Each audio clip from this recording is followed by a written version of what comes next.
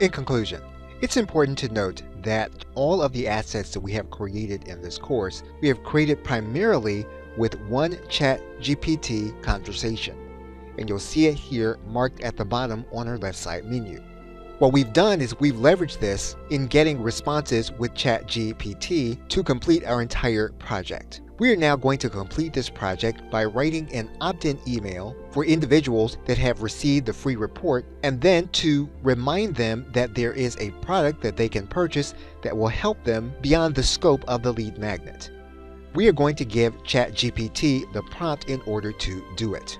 So we are going to give several elements to the prompt, and we're going to bring those elements in. And basically, now that we have the elements of our prompt, we are now going to click enter so that we can get our opt-in email.